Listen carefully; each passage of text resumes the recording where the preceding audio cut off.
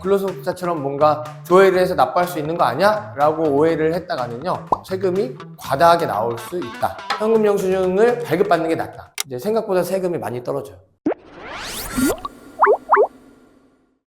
안녕하세요 여러분, 프리한 삶을 가꾸는 오플입니다. 종합소득세에 대해서 알아보겠습니다. 매년 5월마다 사업자분들은 모두 이 종합소득세를 꼭 챙기셔야 되는데요, 어떻게 하면 좀 더 절세를 할 수 있을지 이런 팁들에 대해서 한번 오늘 나눠볼 거예요. 세금의 전문가인 저희 윤아령 세무사님 모셨습니다. 안녕하세요. 안녕하세요. 혹시 종합소득세에 대해서 좀 많이 나오는 질문들이 좀 있을까요? 종합소득세 신고 기간이라서요, 종합소득세 신고 기간만 되면 어떻게 하면 세금을 좀 줄일 수 있을지, 어떻게 하면 뭐 감면이라든지 이런 것에 대해서 이제 궁금한 사항들이 많이 있어서요, 그거에 대해서 간략하게 제가 오늘 설명을 드려보도록 하겠습니다. 여러분, 이런 정보 어디 가서 얻기 정말 쉽지 않아요. 그러니까 오늘은 꼭 정말 메모라도 하시면서 종합소득세에 대해서 꼭 알아가시고 이 절세 팁도 모두 챙기셔서 이번 연도에는 꼭 이 절세 혜택을 받으실 수 있기를 바라겠습니다. 그럼 지금부터 시작해 볼게요.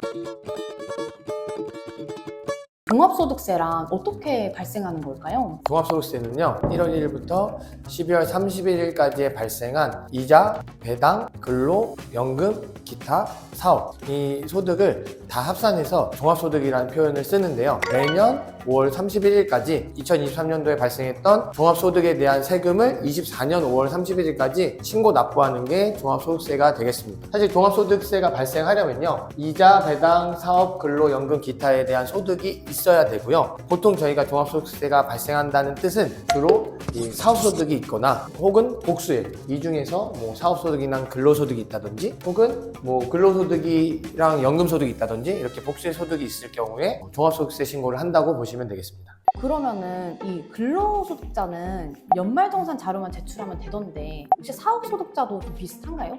좀 차이가 있는데요, 근로소득자 같은 경우는 저희가 이제 홈택스에서 간소화 사이트에 들어가면 신용카드 쓴 금액, 뭐 보험료 납입한 금액, 의료비 납입한 금액 이런 걸 한 번에 조회가 가능한데요, 사업자의 경우는 저희가 따로 뭐 이렇게 조회할 수 있는 게 없어요. 그 전년도에 23년도에 소득을 저희가 소득세를 준비할 때는 미리미리 경비를 자기가 준비했다가 같이 이제 매출액 얼마, 경비 얼마 이렇게 해서 신고를 해야 되기 때문에요, 근로소득자였다가 사업소득자로 변경됐을 때 근로소득자처럼 뭔가 조회를 해서 납부할 수 있는 거 아니야? 라고 오해를 했다가는요, 약간 극단적인 예를 들면 내가 매출액이 1,000만 원이 있어요. 매출액 1,000만 원 있는데 경비를 하나도 준비 못했어요. 그러면 매출액에서 경비를 빼서 이익이 되는 건데 1,000만 원에서 경비 빵, 그래서 이익 1,000만 원 세금을 납부할 수도 있습니다. 물론 이제 실제로는 그렇게까지 되진 않지만요, 극단적으로 말하자면 그런 식으로 세금이 과다하게 나올 수 있다. 그러면은 이 경비가 가장 중요하다는 건데 이 경비를 좀 잘 챙길 수 있는 방법이 있을까요?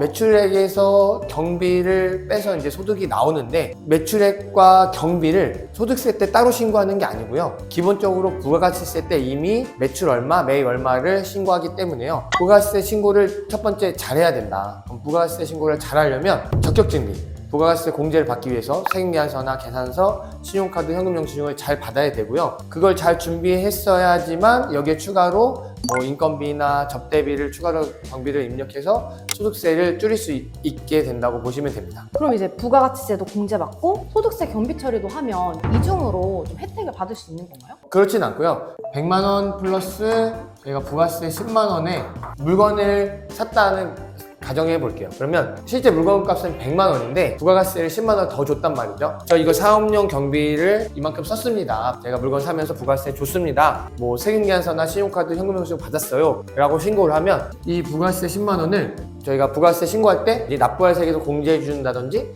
만약에 납부할 세액이 없으면 환급을 해줍니다. 요거에 대해서 이제 소득세 때 경비 처리를 할 수 있는 거예요.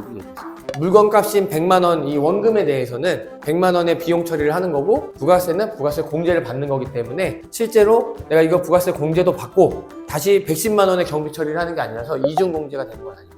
이중 공제는 애초에 불가능합니다. 그러면 단도직입적으로 이 소득세를 좀 줄이려면 어떻게 해야 될까요? 그러니까 사업 관련된 경비 중에서 적격증빙을 일단 기본적으로 잘 갖추는 게 절세의 첫 번째 팁이라고 보시면 됩니다. 상대방이 현금으로 물건을 구입하면 부가세 빼줄게 라고 했을 때, 그럼 내가 부가세를 부담을 안 하고 그 물건값 원금만 주고 사는 게 과연 이득이냐? 그렇지 않은 거죠. 현금으로 줌으로 인해서 내가 그 사람이 납부해야 될 세금을 줄이고 굳이 부담하지 않아도 되는 가산세를 굳이 부담해야 할 필요는 없는 거죠. 내가 현금 영수증을 발급받기 위해서 부가세를 추가로 납부해야 된다면 현금 영수증을 발급받는 게 낫다. 내가 나중에 부가세는 어차피 돌려받으면 되거나 혹시 공제받으면 되고 그 원금에 대해서도 공제받거나 혹은 경비 처리를 할 수가 있는 거죠. 사실 사업을 하면서 경비를 제때제때 챙기는 게 사실 쉽지가 않단 말이죠. 내가 사업용 카드를 사용하면 영수증을 안 챙겨도 되고 카드 영수증을 안 챙겨도 되는데 그럼 사업용 카드는 사업자 이름으로 된 것만 사업용 카드냐? 꼭 그런 건 아니에요. 내가 사업적으로 사용하는 그 대표자 명의, 그러니까 내가 대표자면 내 명의의 카드를 홈택스에다가 등록을 하면 되는데 그 카드는 굳이 사업자 명의일 필요는 없고요. 대표자 명의인 카드는 여러 개를 등록을 할 수가 있습니다. 해당 카드를 등록하게 되면 홈택스에서 조회가 돼요. 홈택스에 카드 등록한 거는 다 비용 처리가 되냐? 그런 건 아니에요. 왜냐하면 내가 가사로 쓰는 카드도 등록할 수 있거든요. 근데 가사로 쓰는 카드도 다 등록해서 경비 처리를 해버리면 세무서에서는 의심을 할 수 있기 때문에 내가 사업에 쓰는 카드만 등록하는 게 제일 좋습니다. 인건비를 지출한다. 내가 뭐 프리랜서로 사람을 고용한다든지 혹은 이제 사대보험을 한다든지 알바를 쓴다든지 이렇게 이제 사람을 고용하고 대금을 지급하게 되면 그냥 비용 처리를 할 수 있는 게 아니고 그 사람들에 대해서 인건비 신고를 하셔야 돼요. 보통은 이제 그 인건비를 지급한 달에 다음 달 10일까지 매달 있으면 매달 그렇게 신고를 하셔야지 해당 비용에 대해서 경비 처리가 되고 그냥 내가 사람 고용하고 이 사람한테 돈만 줬다고 해서 세무서에서 경비 처리 해주지 않습니다. 프리랜서는 3.3%를 떼고 지급한 다음에 해당 내역에 대해서 이제 세무서에다 신고를 다음 달 10일까지 하셔야 되고 사대보험 가입자, 고용산재만 가입하는 뭐 아르바이트생 같은 경우는 공단에다도 신고하셔야 되고 세무서에도 신고하셔야지만 비용 처리를 받으실 수 있다고 보시면 되겠습니다. 근데 이제 가장 중요한 건 이제 다가오는 지금 이 5월에는 책정이 되는 게 2023년도 소득에 대해서 종합소득세 신고를 하는 거잖아요. 혹시 현 상태에서 소득세를 줄일 수 있는 방법은 혹시 없을지. 사실 저희가 신고 기간을 보면 부가가치세는 이미 23년도에 대해서 상반기에 한번 하반기에 신고를 한번 하고요. 그 다음에 종합소득세는 23년 소득에 대해서 24년 5월까지 신고를 하기 때문에 이미 거의 끝났어요. 그러니까 무슨 말이냐면 내가 24년 5월에 와서 이익을 좀 줄이기 위해서 뭔가 하려고 봤더니 이미 과거 거잖아요. 내가 이제 와서 카드를 지금 쓰면 언제 경비냐면 24년 경비인 거죠. 사실 웬만하면 부가세 신고 때 다 마무리가 되었고 뭐 카드도 이제 와서 거꾸로 쓸 수도 없고 현금 영수증을 거꾸로 쓸 수 없기 때문에 웬만한 비용은 이제 저희가 할 수 없지만 저희가 경비 중에 뭐가 있냐면 접대비 같은 게 있어요. 또 뭐가 있냐면 경조사비가 있거든요. 물론 이 경조사비도 사업과 관련된 경조사비만 되는데 내가 뭐 축의금이나 부의금 같은 거를 뭐 SNS나 톡이나 문자 같은 걸로 남아있을 수 있단 말이죠. 그러면 그 한 건당 20만 원의 비용 처리가 돼요. 그런 거라도 일단 찾아서 경비 처리를 조금이라도 더 할 수가 있고요. 만약 그것도 없다.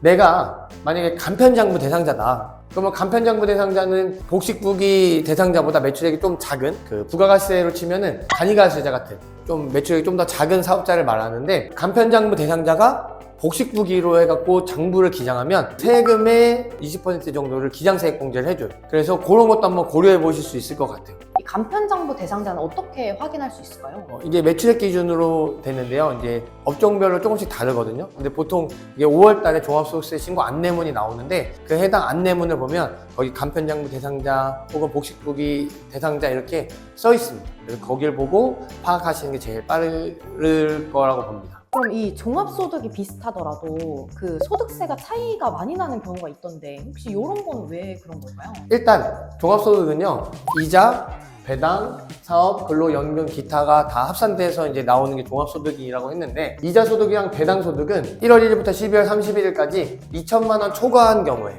그때만 합산이 돼요. 그럼 내가 이자랑 배당 소득이 2천만 원이 안 된다. 그럼 합산이 안 되거든요. 그러면 이거 합산되는 금액이 있다면 요 금액이에요. 그럼 이 종합소득이 비슷하다고 하더라도 공제를 받는데 제일 대표적인 게 이제 인격공제가 있어요. 이제 우리가 기본적으로 사람 한 명당 150만 원의 공제를 해줘요. 부양가족에 대해서. 배우자는 이제 소득이 100만 원 이하이면 받을 수 있는 거고 그 외의 사람들은 나이 요건도 있어요. 인적공제를 받으려면 일단 소득 요건이랑 나이 요건이 있다. 그러면 소득이 연간, 1년간 소득 금액 기준으로 100만 원. 100만 원이 넘어가면 그 사람은 이제 인적공제를 못 받는 거고 그리고 이제 나이 요건은 20세 이하이거나 60세 이상인 경우에 내가 부양가족 공제를 받을 수가 있는 거예요. 두 가지 요건을 다 충족해야 되거든요. 물론 이제 배우자는 나이 요건을 받잖아. 이제 A가 있고 B가 있는데 종합소득이 A도 3천만 원, B도 3천만 원이에요. A는 부양가족이 없어요. 자기 혼자예요.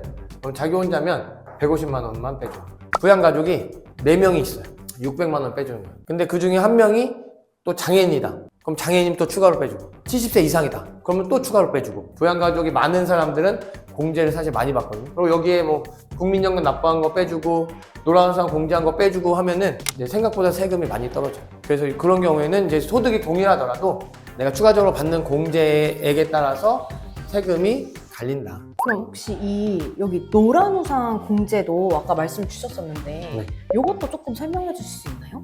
노란우산 공제는 그 소기업 소상공인 이제 공제 부금이라고도 하는데요. 1년 이상 퇴직하면 회사에서 퇴직금을 지급해야 될 의무가 있단 말이죠. 근데 사업자 같은 경우는 퇴직금이 없기 때문에 폐업했을 때 좀 가게가 또 위험한 이런 상황이었을 테니까 보통. 그래서 이런 거를 대비하기 위해서 약간 적금을 든다는 개념이에요. 근데 이 적금을 좀 장려하기 위해서 해당 금액을 불입하면 그러면 여기에 대해서 좀 몇 가지 혜택을 주는데 대표적인 게 뭐냐면 이 소득공제를 해줘요. 노란우산 공제를 불입하면 불입한 금액을 추가적으로 차감해 주겠다. 소득이 4천 이하다 라고 하면 500만 원을 한도로. 근데 소득이 4천에서 1억 사이다. 그러면 4천에서 1억 사이면 한도가 좀 낮아져요. 근데 어쨌든 내가 이 노란우산 공제를 가입을 하면 이 불입한 금액만큼 일정 한도 내에서 공제를 받을 수가 있습니다. 그러면 혹시 여기서 경비를 하나도 준비를 못하게 되면 100% 이익으로 신고가 되는 건가요? 저희가 경비를 만약에 준비를 못하게 되면요, 원칙상으로는 그럴 수 있죠. 왜냐면 보통 저희가 5월에 종합소득세 신고한 사람들 이제 사업소득자 대상인데 사업소득은 이제 수입에서 비용을 빼면 이제 소득이 된단 말이죠. 근데 내가 수입이 100인데 비용이 빵이면 원칙적으로는 이 100에 대해서 세금을 내야지 맞습니다. 그런데 국가에서는 영세한 사람들, 그 다음에 혹시 장부를 못 갖춘 사람들에 대해서 추계로 신고할 수 있게, 추계로. 그러니까 무슨 말이냐면 그 업종마다 경비율이라는 게 정해져 있어서 단순 경비율이 있고 이것도 기준 경비율이 있는데 단순은 좀 더 영세한 사업자, 기준은 좀 더 매출액이 더 있는 사업자로 나눠서 단순은 경비율이 좀 높아요. 한 80%, 90% 정도 되고 기준 경비율은 10%에 20%밖에 안 돼요. 그래서 추계로 신고하게 되면 내가 단순 경비율 사업자다 라고 하면 내가 100이라고 해도 86%의 경비율 업종이다 라고 하면 86%의 경비 처리를 인정해줘요. 그냥 장부가 없이 추계로 신고해도. 그러면 여기에 대해서 차액인 14만 원만 이제 세금 계산해서 납부하게끔 되는 거예요. 그럼 기준 경비율은 기본적으로 인건비, 임차료, 매입 비용은 자기가 직접 증빙을 해야 돼요. 좀 더 얘보다 매출액이 큰 사업자니까. 그리고 나머지는 이제 추계처럼 해주는데 경비율이 예를 들면 한 15%막 이렇게밖에 안 돼요. 그러니까 그렇게 크지 않아요, 기준 경비율. 만약에 내가 추계 사업자인데 기준 경비율이다, 매입, 임차료, 인건비 하나도 증빙 못했다, 신고도 안 했다, 그러면 세금이 여기는 좀 왕창 나오고 여기는 장부를 안 했다고 하더라도 생각보다 세금이 적게 나와요. 그러면은 일단 사업에 좀 손실이 난 경우도 있을 거 아니에요. 그런 케이스에서도 요 신고를 해야 하나요? 네. 사업에 손실이 나면요, 그냥 신고를 안 해도 사실 세금이 없기 때문에 상관없는데, 가령 제가 첫 해에 1억의 손실이 났다 칠게요. 그 다음에 1억의 이익이 나요. 그러면 내가 신고를 안 하게 되면 그냥 첫 해에 마이너스 1억 난 거 그냥 없어진 거고, 그 다음에 1억 나면 1억에 대해 세금이 나오는데, 첫 해에 1억이 손실을 난 거를 만약에 내가 장부를 증빙을 다 갖춰서 신고를 하면 이거를 2월에서 공제받을 수 있습니다. 그래서 다음에 1억의 이익이 난 거랑 상계를 하기 때문에, 그럼 그 다음에 1억 이익이 났어도 그 전년도 결손금 1억이랑 상계해서 세금을 안 낼 수 있죠. 혹시 종합소득세 신고를 하면서 좀 추가적으로 좀 주의해야 될 사항들이 좀 있을까요? 절세라는 건요, 다른 게 없고 내가 굳이 안 내도 될 세금을 내는 걸 좀 방지하는 거라고 보시면 되겠습니다. 그렇기 때문에 저희가 신고를 제때제때 하는 게 중요해요. 내가 나 준비가 잘 안 됐으니까 나중에 신고해야지? 그러면 저희가 신고 기한을 넘기는 순간 무신고 가산세가 20% 발생하거든요. 그렇기 때문에 내가 신고를 일단 하면 잘못하더라도 과소 신고하거나 뭐 이런 가산세가 과소한 금액의 10%밖에 되지 않아요. 그래서 우리가 준비가 덜 됐다고 하더라도 일단 신고 기한 내에는 어떻게든 제때때 신고하는 게 중요하다고 보실 수 있겠습니다. 자, 여러분, 오늘은 이 종합소득세에 대해서 한번 알아봤는데요. 소득세 기간만 되면 막연하게 너무 세금이 많이 나오면 어떡하지? 이런 두려움도 분명 있으셨을 거예요. 하지만 오늘 영상 꼭 잘 챙기셔서 더 이상 세금에 대한 두려움 없이 절세 혜택도 꼭 챙기시고 신고까지 잘 마무리해 주시면 좋겠습니다. 자, 오늘도 함께 해주신 저희 윤아령 세무사님 너무 감사드립니다. 네, 감사합니다. 이후에도 궁금하신 부분이 있으시다면 저희 오프리 카페를 꼭 찾아주세요. 그러면 오늘도 좋은 하루 보내시고요. 다음 시간에도 만나요.